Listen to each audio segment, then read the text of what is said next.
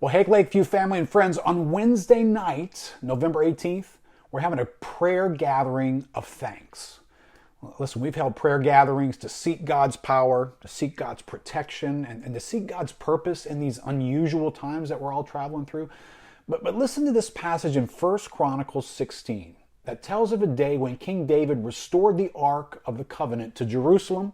And listen carefully for what is given priority here. When God's people are seeking to restore the power and presence of God among them. Listen to this. 1 Chronicles chapter 16, verse 1. And they brought in the ark of God and set it inside the tent that David had pitched for it. And they offered burnt offerings and peace offerings before God. Then in verse 4. Then he appointed some of the Levites as ministers before the ark of the Lord to invoke, listen, to thank and to praise the Lord, the God of Israel. In verse 7, then on that day, David first appointed that thanksgiving be sung to the Lord by Asaph and his brothers. And then here's the song, verse 8. Oh, give thanks to the Lord, call upon his name, make known his deeds among the peoples. Sing to him, sing praises to him, tell of all his wondrous works. Glory in his holy name. Let the hearts of those who seek the Lord rejoice. Seek the Lord and his strength. Seek his presence continually. Remember the wondrous works that he has done, his miracles and the judgments that he's uttered.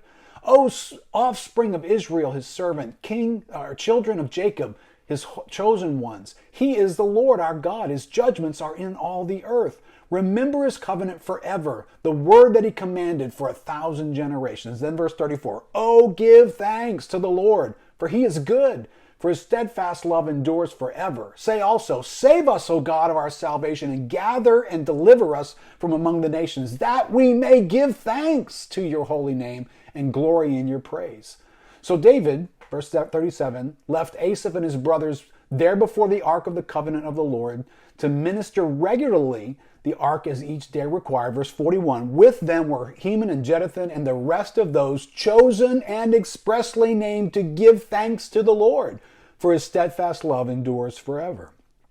Listen, it would seem that a first and feature priority for the people of God before the tabernacle of God is giving thanks. There's something powerful and conducive to our giving of thanks before God. And listen, I use the word conducive on purpose. Things that are conducive provide the substance for power to travel through them. When Hurricane Zeta visited New Orleans a couple of weeks ago, we got a lesson on the loss of power, right? Some of us went days without having power in our homes. Well, what happened? Well, for the most part, tree limbs just fell and broke the power lines that carry the power to our lives. What are those power lines made of? Well, they're made of conducive material that's capable of transferring power from one place to another. Well, I think it's accurate to say that in a spiritual sense, as it regards our worship and our experiencing of the presence of God, thanksgiving provides the conducive material.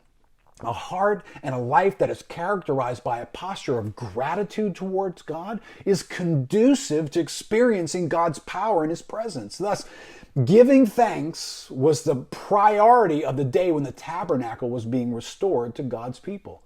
Giving thanks requires our hearts and our awareness to intentionally observe some things. In this passage we just read, we're called on to make known his deeds among the people, to tell of his wondrous works, to let our hearts rejoice, to remember the wondrous works that God's done, the miracles, the judgments he's uttered, to remember his covenant forever. Then in verse 35 it says this, save us, O God of our salvation, and gather and deliver us from among the nations, that we may give thanks to your holy name and glory in your praise. It is this well-informed mindset of thanksgiving that then postures us to seek our salvation in God. So listen, take note. Thanksgiving is a highly intentional and a well-informed activity for God's people that is of first priority in restoring the power and presence of God. So on Wednesday night, November 18th at 7 p.m., we will gather for a night of thanksgiving, which means we're going to need to be preparing our hearts and our meditation and our attitudes to be conducive to the presence of God by intentionally meditating on all that we have to be thankful for.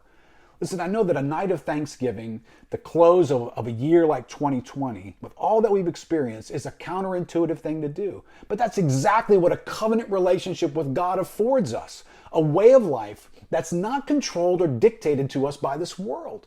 So get your hearts ready. In the coming days, prepare yourself to bring a massive offering of thanksgiving to our God. And we'll see you here on Wednesday night.